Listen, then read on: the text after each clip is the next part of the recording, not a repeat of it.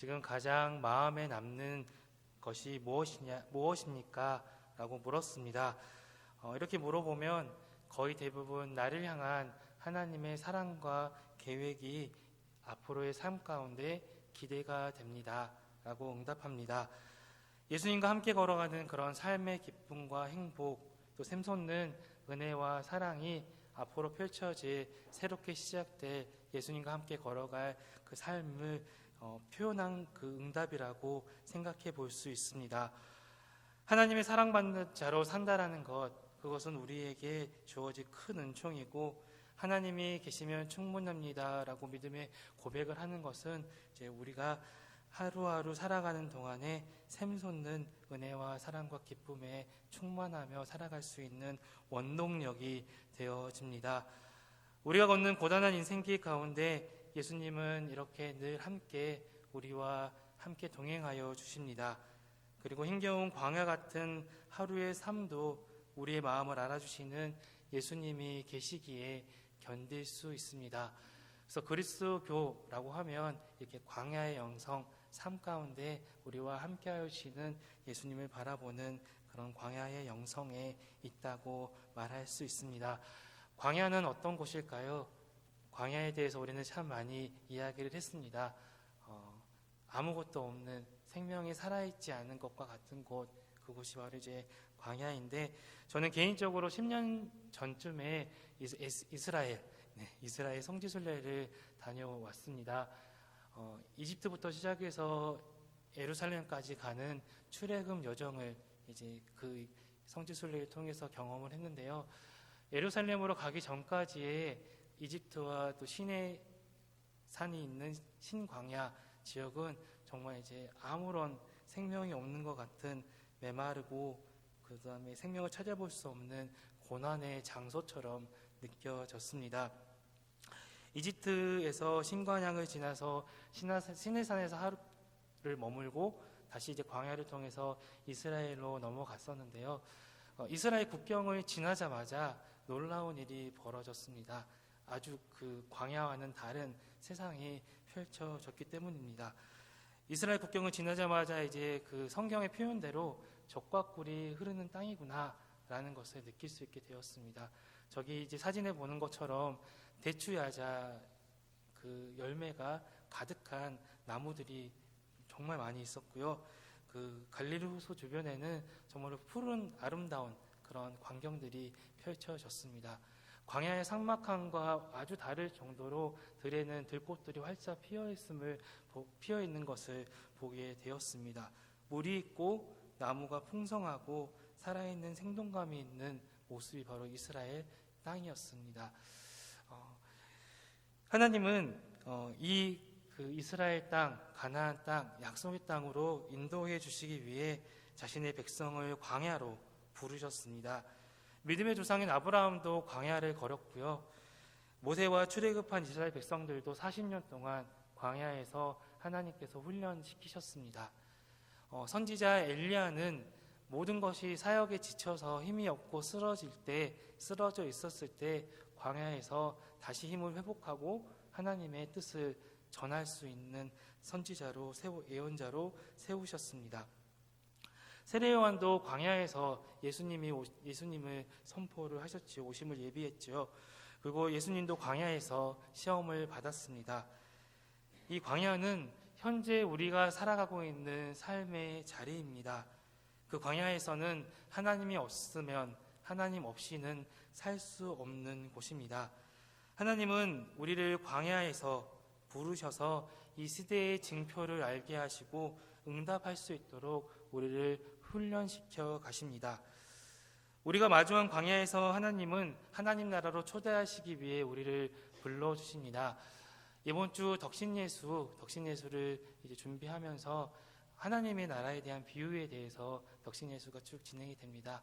그 중에 가장 마음에 남았던 말씀이 이번 주 금요일에 함께 나눌 포도원 주인의 비유였습니다. 광야 같은 인생을 살아가는 우리들에게 또 우리를 부르신 것은 전적으로 하나님의 은혜임을 말씀해 주시는 본문이었습니다. 포도원 주인은 장터로 나갑니다. 누군가 자신을 불러서 일을 시켜주기를 간절히 바라는 사람들을 한 명씩 데려가서 포도원에서 일을 시킵니다. 이른 아침에는 잘하는 사람들을 데리고 갔을 것입니다. 그리고 중간중간 때에 따라가서 거기에 머물고 있는 사람들을 데리고 와서 포도원 일을 하게 합니다. 마지막으로 오후 5시에 하루 종일 기다렸던 사람들도 불러주셨습니다. 하나님께서 아침 일찍부터 오후 늦게까지 하나님의 포도원으로 품꾼들을 불러주십니다.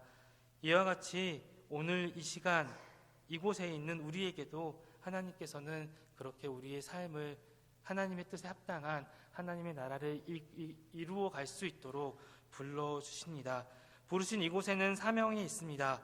하나님의 포도원을 가꾸며 돌보는 동역자로 하나님은 우리를 불러주십니다. 2년 전 중등부 수련회 때 그 관계 형성에 관련된 검사를 함께 해보았습니다. 하나님 앞에서 우리는 정말 다양한 모습이 있기에 그 자체가 너무나도 아름답고 귀하다라는 것을 전하고 싶었습니다. 세상은 좋아하는 사람의 유형이 있습니다. 어떤 거를 특출나게 잘한다거나 활발하거나 센스 있는 사람, 또 일도 빠르게 진행하는 사람들을 더 선호합니다. 자신만의 매력을 드러내지 않으면 소외될 수밖에 없는 곳이 바로 이제 세상 가운데 있는 일들입니다. 이런 세상에서 하나님의 자녀들이 우리는 다른 특징을 가지고 있고 하나님 앞에 부르심의 모습들도 각자의 역할들도 다르다라는 것을 알려주고 싶었습니다. 이 강의에서 가장 중요한 관점은 부르신 하나님의 사람들도 각각 자신의 독특한 부르심의 과정이 있었다라는 것입니다. 이 검사는 이제 디스크라는 DISC라는 디스크라는 검사인데요. 4가지 유형으로 나눠볼 수 있습니다. 목표 중심과 또 일 중심이 합해지면 주도성을 가지고 있는 사람입니다. 지금 하자. 딱 아이디어가 번뜩 떠오르면 무조건 앞을 보지 않고 추진하는 사람이 바로 주도형입니다. 그리고 두 번째로 만날 수 있는 사람은 사교형입니다. 사교형은 대화를 좋아하고 관계를 좋아하고 사람들 안에서 인정받는 것을 좋아하는 사람이 바로 사교형이라고 합니다. 안정형의 특징은 어떨까요? 세 번째는 안정형인데요. 대한민국의 거의 대부분의 한 55% 정도의 사람들이 안정형이라고 합니다. 조용하고요. 혼자 있기를 좋아하고 또 평화를 좋아해서 갈등이 일어나는 상황을 피하려고 하는 사람이 바로 안정형의 모습입니다. 신중형은 바르게 하는 것, 정확하게 하는 것, 세밀하게 하는 것을 중요하게 생각합니다. 그래서 어떤 일을 감당했을 때 처음부터 끝까지 꼼꼼하게 이제 일을 감당하는 사람이 바로 신중형입니다. 그래서 좀 독특하기도 하면서도 똑똑한 사람들이 신중형에 속합니다. 이 4유형의 사람들과 일을 할 때 서로 돕고 보완할 수 있는 아름다운 모습들이 나타나는데요. 지도형의 만약에 일을 추진하게 되면 어떤 형의 사람이 필요할까요? 앞에서 CEO처럼 그 군대 장관처럼 일을 추진해 나가면 실수가 있지요. 허점이 보이기 시작합니다. 그 허점을 신중형이 메꿔주면서 일을 함께 진행을 하면 이제 서로 보완되어 가는 그런 일을 할 수 있을 거라고 생각을 합니다. 4가지 유형 중에 가장 혼자서 일을 하지 못할 유형이 있습니다. 어떤 유형일까요? 주도형, 사교형, 안정형, 신중형. 사교형입니다. 사교형은 누군가 앞에 있어야지 일을 잘합니다. 안정형은 혼자 봉투에 스티커를 붙이는 작업을 혼자 시키면 아주 잘합니다. 안정형은요. 근데 사교형은 그렇게 붙이는 일들을 하기 시작하면 지루해서 견디지를 못합니다. 근데 어떤 한 사람이 앞에만 있으면 말을 정말로 해가면서 아주 즐겁게 분위기를 만들어가면서 일을 하기 시작합니다. 그래서 사교형에게 가장 필요한 사람은 말을 잘 들어줄 수 있는 안정형이 있으면 정말 일을 잘할 수 있겠지요. 이렇게 다양한 모습을 가지고 있는 관계를 형성하는 우리들의 모습을 하나님께서는 성경의 인물들을 그 사람의 특성에 맞게, 그 사람의 성격에 맞게 불러주셨다라는 것을 볼 수 있게 됩니다. 먼저 첫 번째로 주도형인 사도 바울을 볼 수 있습니다. 사도 바울의 이야기 중에 가장 큰 목표가 무엇이었을까요? 그리스도의 복음을 증거하는 것. 그래서 내가 그리스도의 복음을 증거하기 위해서는 내가 이방인이 되기도 하고 헬라인이 되기도 하고 유대인이 되기도 하겠다. 목표, 표대를 향해 전진해 나아가겠다라고 사명을 가진 사람이 바로 바울이었습니다. 그래서 그렇게 복음을 증거하는 이방인의 사도로 이제 증거하는 이제 바울의 모습을 보게 되어지는데요. 첫 번째 바울의 부르심은 얼마나 이제 주도형이었으니까 고집이 셌겠어요. 자기가 가지고 있는 신앙의 그 모습이 전부이라고 생각을 해서 첫 번째 이제 그 바울이 예수님을 만나기 전에는 신성 모독을 했다라는 이유로 그리스도인들을 그렇게 많이 잡아가서 감옥에 가뒀습니다. 그것이 사명이라고 생각을 했지요. 그때 예수님께서 다메섹 도상에서 빛 가운데 만나게 되죠. 사울아 사울아 어찌하여 내가 나를 박해하느냐. 그렇게 직접적인 계시를 통해서 정말로 흔들림이 없을 것 같은 바울을 하나님께서 변화시켰다라는 것을 볼 수 있습니다. 그래서 주도형의 특징인 그 바울을 하나님께서 그렇게 이끌어 가셨고요. 두 번째로 사교형은 베드로입니다. 베드로에 대한 이야기를 살펴보면 참 드라마틱한 영국으로 이제 꾸미면 좋을 것 같은 그런 이야기들이 참 많이 있습니다. 베드로를 불렀을 때 어떻게 부르셨냐면 하루 종일 물고기를 잡지 못했는데 깊은 데로 가서 그물을 내리라고 예수님께서 말씀을 하십니다. 수많은 물고기를 이제 얻고 예수님께서는 베드로에게 사람을 낚는 어부가 되게 하겠다라고 이끌어 주셨습니다.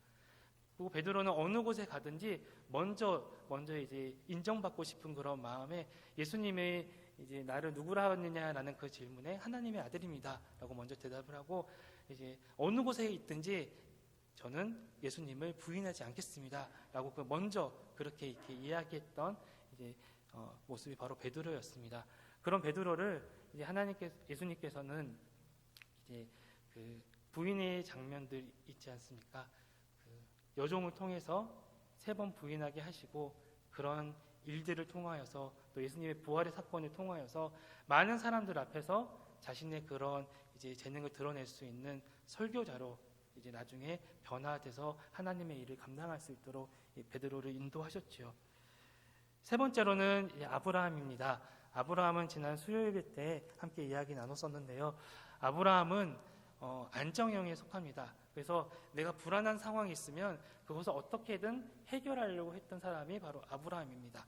인간적인 방법으로 해결하려고 했죠. 그래서 가뭄이 다가왔을 때 또 자신이 하나님의 그 언약이 성취하지 못했을 때 모든 인간의 방법을 통해서 이제 그 문제들을 해결하려고 했습니다. 근데 그 순간순간마다 하나님께서는 신실하게 다가오셔서 아브라함의 삶을 인도하시고 다시 언약하시고 또 하나님의 그 믿음의 조상으로서 그 믿음을 지켜갈 수 있도록 인도하여 주셨음을 보게 되어집니다. 마지막으로 모세입니다. 이제 모세는 신중형이지요. 이제 애굽에서 40년 동안 그 왕자로서 엄청난 그 당시의 선진 교육을 받았던 사람이 바로 모세입니다. 모세를 부르실 때 하나님께서는 몇 번 모세를 부르셨을까요? 몇 번 모세에게 질문하시고 가자 이스라엘 백성들을 내가 이끌어야 된다라고 그렇게 초대하셨을까요? 바울처럼 한 번에 딱 그렇게 하지 않으셨습니다. 신중했기 때문에 모세는 5번이라는 기회를 주셨습니다. 가서 내 백성을 구하라라고 그렇게 했을 때 나는 입이 둔합니다 라고 그렇게 거부하고 그런 여러 가지 그런 상황들 그 기적을 보여주셨음에도 불구하고 모세는 완강하게 거절합니다. 5번째 이르러서야 이제 하나님의 뜻에 순종하며 이제 이집트로 가서 출애굽의 그 사명을 감당하게 되어지지요. 그래서 그 사명을 감당하면서 이스라엘 백성들에게 하나님의 율법을 전해주는 그런 하나님의 사람으로 모세를 훈련시켜 갑니다. 이렇게 하나님께서는 하나님의 사람을 부르시고 또 인도하여 주시고 또 찾으셔서 그 있는 그대로의 모습으로 하나님의 사역을 감당할 수 있도록 인도하여 주십니다. 우리의 모습을 그대로 사용하신 그 하나님께서는 한 몸이 된 그 하나님의 나라와 우리 교회를 세워갈 수 있도록 인도하여 주신다라는 것입니다. 그 길에 우리 각자가 가지고 있는 그런 달란트, 사명, 어떤 분은 가르치는 은사가 될 수 있고요. 어떤 분은 봉사하는 은사, 섬기는 은사, 각자가 가지고 있는 그 달란트, 그 모습 그대로 하나님의 그 사역에 참여하며 나아가야 한다는 것을 알 수 있습니다. 그 부르심에 순종하기 위해 2022년에는 이 광야 같은 세상 가운데 우리가 하나님의 부르심을 실천하기 위해 복음으로 교회를 새롭게 세상을 아름답게 라는 주제로 시작하였습니다. 어떻게 보면 코로나19라는 그 재난 가운데 교회의 힘이, 영향력이 약해져 갔을 때 정말 우리가 집중해서 바라봐야 할 것은 복음으로 나아가는 것이라는 것을 고백하면서 이 위기의 시대에 하나님께서 사람을 부르셔서 그 시대를 변화시켰던 것처럼 우리도 이 시대에 우리가 감당할 그 사명을 하나님 앞에 그 징표를 읽고 응답할 수 있도록 이렇게 복음으로 교회를 새롭게 세상을 아름답게라는 주제를 함께 선포했습니다. 이 시대적인 요청에 응답하기 위해서 우리는 3가지 믿음의 실천 사항을 진행하고 있지요. 첫 번째 무엇일까요? 일전, 예, 맞습니다. 하나님 앞에 전도하는 것, 복음을 전하는 것. 두 번째는 소박하고 검소한 삶을 살아가서 우리 주변에 있는 사람들과 함께하는 공동체를 이루어가는 것입니다. 세 번째는 일감. 그래서 감동을 주는 교회, 또 성도가 되어서 세상을 정말 풍성하고 아름답게 만드는 것이 우리가 3가지 실천 사항으로 고백을 하고 있습니다. 이제 열심히 실천하고 있지요. 왜 이런 일을 우리가 감당해야 할까요? 오늘 우리가 복음을 전하고 또 소박하게 살아가고 왜 세상 가운데 감동을 주는 모습으로 나아가야 할까요? 어떻게 보면 더 편안하고 쉬운 그런 신앙생활을 하면 안 되는 것일까요? 라는 이제 질문들이 우리 앞에 이제 너무나도 많이 있습니다.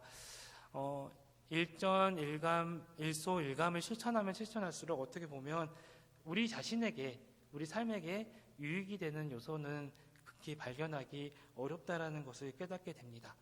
그럼에도 불구하고 우리가 이 일을 행해야 하는 것은 주님이 우리를 부르셨기 때문입니다. 오늘 여기 이 자리에서 우리가 주님이 필요하시기 때문에, 주님이 부르셨기 때문에 그 일을 감당하면서 우리에게 맡겨진 사명을 하나님 앞에 걸어가는 것입니다. 오늘 복음도 이 부르심에 응답하기 위하여 예수님께서 먼저 본을 보이신 모습을 살펴볼 수 있습니다. 오늘 본문은 예수님께서 영광스러운 모습으로 변화된 사건을 이야기합니다. 베드로가 신앙 고백을 한 지 8일쯤 지나서 예수님께서 산에 올라가십니다. 그곳에서 이제 기도하시면서 예수님의 용모가 변하고 옷이 휘어져서 광채가 난 사건을 이야기하고 있습니다. 28절부터 31절 말씀 함께 봉독해 보도록 하겠습니다. 이 말씀을 하신 후 8일쯤 되어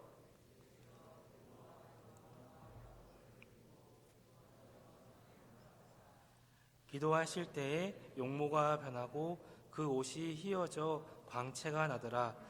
문득 2 사람이 예수와 함께 말하니 이는 모세와 엘리야라. 영광 중에 나타나서 장차 예수께서 예루살렘에서 별세하실 것을 말할세. 네, 아멘. 29절에 보면 예수님이 영광스러운 모습으로 변하시기 전에 기도하셨다라고 기록하고 있습니다. 이 사건을 기록한 누가는 복음서 곳곳에서 예수님께서 하나님의 뜻을 발견하시거나 응답하길 원하실 때 기도하셨다라고 표현하고 있습니다. 6장에서 보면 제자들을 불렀을 때 기도하셨다라고 이야기하고 있고요. 9장에서 보면 베드로가 신앙 고백을 하기 전에 따로 기도하셨다라고 그렇게 이야기하고 있습니다. 누가복음에서 이제 중요한 이런 사건이 있을 때마다 예수님의 기도라는 맥락 안에서 이루어집니다. 예수님은 이렇게 기도하심으로써 모세와 또 엘리야를 만날 준비를 하십니다. 예수님은 기도로 하나님의 뜻과 사명을 알아가셨습니다. 이 장면은 예수님께서 세례 요한에게 세례를 받으신 장면을 우리에게 기억나게 하는데요. 그 장면을 함께 봉독해 보도록 하겠습니다. 누가복음 3장 22절에서 22절 말씀입니다. 백성이 다 세례를 받을새 예수도 세례를 받고 기도하실 때에 하늘이 열리며 성령이 비둘기 같은 형체로 그 위에 강림하시더니 하늘로부터 소리가 나기를 너는 내 사랑하는 아들이라 내가 너를 위하여 기뻐하노라 하시니라. 아멘. 예수님이 세례를 받으시고 난 뒤에 기도하셨다라고 동일하게 누가는 말하고 있습니다. 이때 하늘이 열리고 하나님의 음성이 들렸습니다. 예수님이 공생이 시작하기 전에 하나님의 사랑받는 자로 또 하나님의 뜻과 사명을 그 자리에서 들으셨습니다. 예수님은 그 사명을 들으시고 이제 무리들에게 나아가셔서 가르치시고 하나님의 나라의 복음을 증거하시면서 또 병든 것과 연약한 것들을 고쳐주시면서 하나님께서 예수님께 감당하신 그 사역을 하나하나 이루어 가셨습니다. 그렇게 예수님은 하나님의 아들로서 만물을 구원하기 위한 그 사명의 걸음을 걸어가셨습니다. 변화세 사건도 동일한 현상이 나타납니다.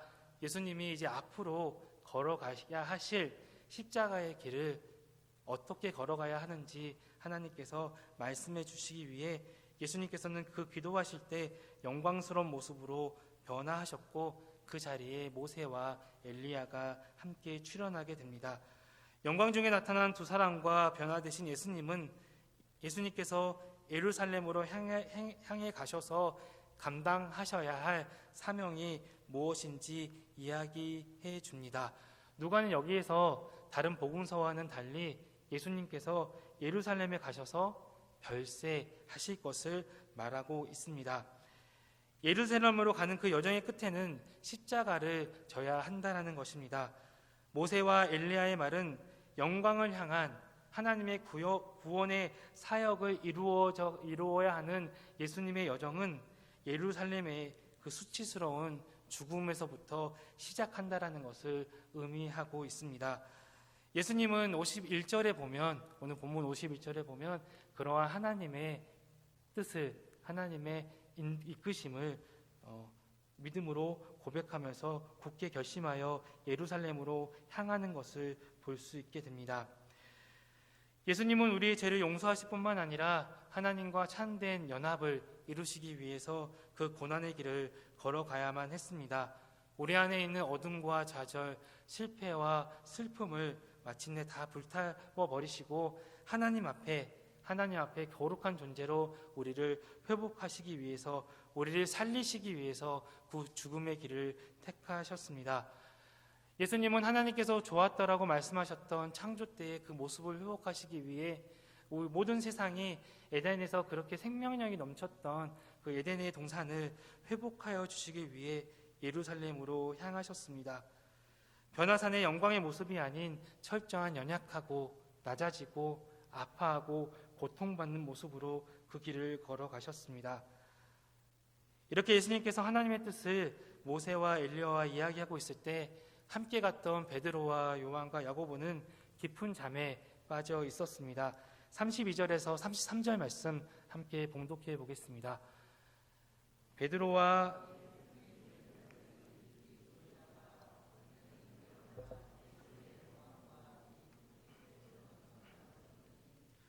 두 사람이 떠날 때에 베드로가 예수께 여짜오되 주여 우리가 여기 있는 것이 좋사오니 우리가 초막 셋을 짓되 하나는 주를 위하여 하나는 모세를 위하여 하나는 엘리야를 위하여 하사이다 하되 자기가 하는 말을 자기도 알지 못하더라. 아멘. 제자들의 모습을 보면 반복된 그 사역 가운데, 밤낮 없이 지낼 때 사역 가운데 많이 피곤해 있었음을 볼 수 있습니다. 제자들은 예수님으로부터 발산되는 신비한 광채를 보게 되었고 또 모세와 엘리야가 더불어 말씀하시는 그 소리에 잠에서 깨어났습니다. 베드로는 그 모습을 보자 예수님께 초막 셋을 지어 이곳에 머물자라고 말씀을 드립니다. 베드로는 그 예수님의 영광스러운 장면을 영원히 붙잡고 싶었습니다. 눈앞에 펼쳐져 있던 그 모습은 베드로가 항상 예수님과 함께 동행하면서 꿈꾸었던 그 모습이었습니다. 상황이었습니다. 그리고 그 상태가 사라져 버리기를 원치 않았습니다. 그렇기 때문에 이곳에 초막을 짓자라고 예수님께 말했던 것입니다. 그런데 베드로는 스스로 하나님의 목적을 방해하고 있다는 것을 깨닫지 못했습니다.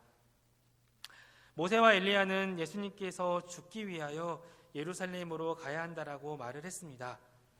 예루살렘에서 죽는 그 십자가의 대속 사건이 하나님의 구원의 사건이기 때문입니다. 그러나 베드로에게는 그 말이 귀에 들어오지 않았습니다. 오직 변화산의 그 영광스러운 모습만을 바라보았습니다. 십자가가 없는 그 영광을 구하며 주님, 이 자리가 너무나도 좋습니다. 이곳에 하나님 초막을 지어 영원히 주님과 함께 살고 싶습니다. 라고 고백합니다. 예루살렘의 수치와 고난, 그것이 영광의 시작이라는 것을 몰랐던 베드로는 자기 중심적으로 하나님 앞에 자신의 신앙을 고백합니다. 실제로 복음서에서 제자들의 모습을 보면 예수님의 말씀을 이해하지 못하는 그런 제자들의 모습이 보여지게 됩니다. 예수님께서 자기를 부인하고 십자가를 지라고 그리고 따르라고 하는 말을 이해하지 못했습니다. 여전히 예수님께서 예루살렘에서 죽어서 3일 후에 부활하신다라는 그 의미를, 다시 살아나신다라는 그 말씀을 이해하지 못했습니다. 당혹해하면서도 그 이해할 수 없는 예수님의 말씀을 받아들이지 않았던 것이지요.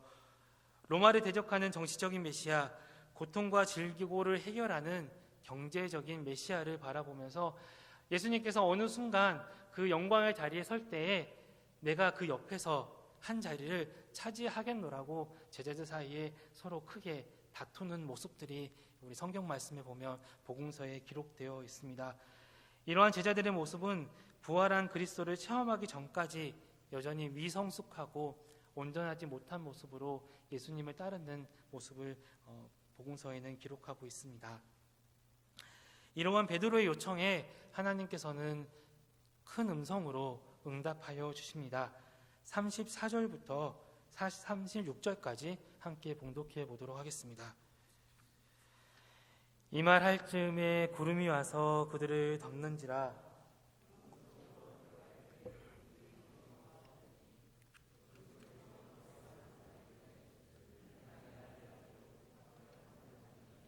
너희는 그의 말을 들으라 하고 소리가 그침에 오직 예수만 보이더라. 제자들이 잠잠하여 그 본 것을 무엇이든지 그때에는 아무에게도 이르지 아니하니라. 아멘. 제자들 앞에는 이제 하나님의 음성과 예수님만 계셨습니다. 구름 속에서 하나님은 경이롭고 두려운 임재 안에서 베드로의 그 말에 응답하여 주십니다. 하나님의 음성은 제자들에게 나의 아들 택함 받은 자니 그의 말을 들으라 라고 명령하십니다. 예수님의 말씀을 들어야 한다는 것, 구체적으로 말하면 예수님이 걸어가신 그 여정, 예루살렘 여정 가운데 말씀하신 십자가의 길을 들어야 한다는 것입니다. 제자들이 가지고 있는 자기 중심적인 이기적인 그 신앙의 동기에서 벗어나 어떤 순간에도 예수님의 앞에서 희망을 품고 예수님의 그 가르침대로 살아가라라는 그런 말씀이 바로 베드로에게 또 제자들에게 주어진 하나님의 음성이었습니다. 이 음성 이후에 제자들에게 오직 예수님만 남았습니다.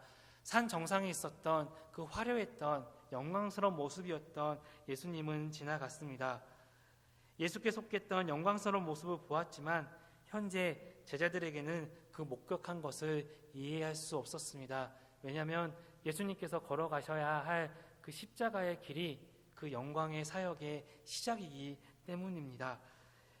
예수님의 예루살렘에서의 고난은 변화산의 영광을 위해 반드시 거쳐야 할 시작의 과정이었습니다. 이것은 우리도 마찬가지입니다. 우리가 영광만을 바라고 예수님의 그 십자가의 앞에 나아가지 않는다면 하나님의 영광을 헛되게 구하는, 하나님의 영광에 이르지 못하는 것이 됩니다. 예수님의 십자가의 고난과 부활 안에 그 하나님의 뜻을 깨달은 제자들은, 나중에 성령 안에서 변화된 제자들은 이렇게 고백합니다. 먼저 베드로전서 말씀을 함께 봉독해 보도록 하겠습니다. 베드로전서 4장 13절에서 14절 말씀입니다. 오히려 너희가 그리스도의 고난에 참여하는 것으로 즐거워하라. 이는 그의 영광을 나타내실 때에 너희도 즐거워하고 기뻐하게 함이라. 너희가 그리스도의 이름으로 치욕을 당하면 복 있는 자로라. 영광의 영 곧 하나님의 영이 너희 위에 계심이라. 아멘. 바울은 또 이렇게 고백합니다. 로마서 8장 16절에서 17절 말씀입니다.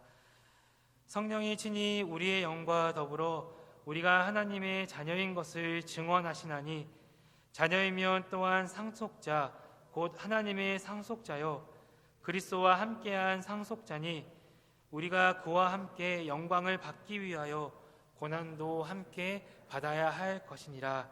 아멘.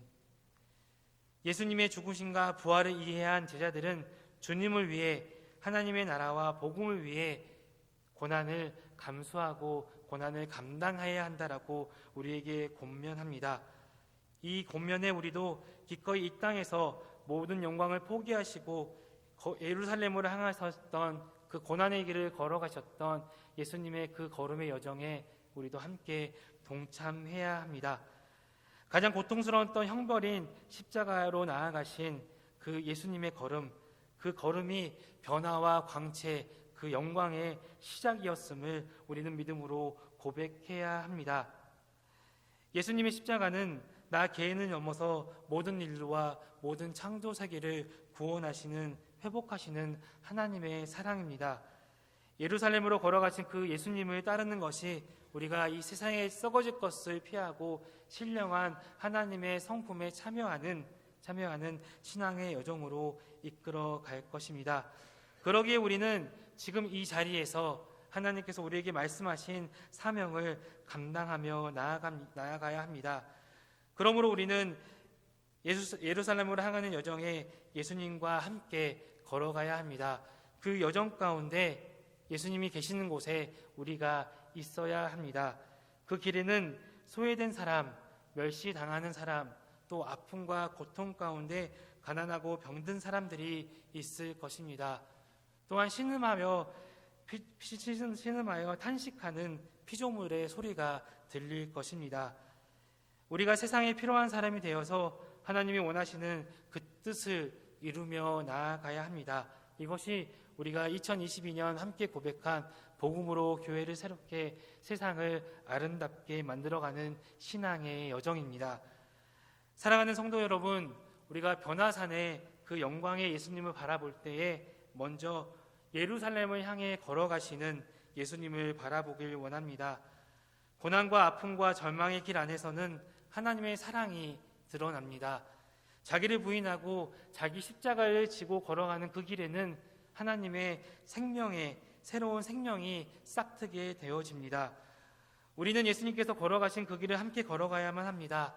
우리가 복음으로 최선을 다해 복음을 증거하고 또 우리가 가진 것을 창조된 모든 만물과 나누는 소박한 삶으로 나아가며 또 하나님의 영에 감동되어 세상에 감동을 주는 모습으로 나아갑시다.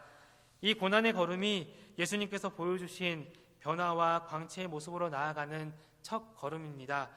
이 걸음에 하나님께서는 우리가 하나님의 신령한 그 성품에 참여할 수 있도록 우리의 삶을 주관하시고 지키시고 이끄실 것입니다. 한 주간 하나님의 그 신령한 성품에 참여하도록 광야와 같은 이 세상 가운데 우리를 찾으시고 부르시고 인도하시는 그 하나님의 초대에 응답하는 우리 덕신교회 성도님들이 되시길 축복합니다. 사랑하는 주님, 주님의 신령한 성품에 참여하는 그 믿음의 걸음을 걸을 수 있도록 인도하게 하시니 감사드립니다. 그 걸음을 걷기 위해 우리가 예수님께서 걸어가신 예루살렘으로 향한 그 여정을 함께 동참하길 원합니다. 십자가로 향하는 그 길이 하나님께서 우리를 구원해 주신 시작임을 고백하며 이 시간 이곳에서 우리를 부르신 하나님의 뜻에 순종하며 나아가도록 인도하여 주시옵소서. 복음으로 교회와 세상을 새롭게 또 아름답게 만들길 원합니다. 우리의 삶 속에서 복음을 전하고 우리의 삶을 나누며 감동을 주는 사명을 감당할 수 있도록 인도하여 주시옵소서. 일전, 일소, 일감의 마음으로 우리가 나아갈 때 우리의 삶이 예수님을 따르고 그 신령한 선품에 참여하는 삶이 되게 하옵소서. 우리를 찾으시고 또 부르시고 인도하여 주시는 예수님의 이름으로 기도드립니다. 아멘.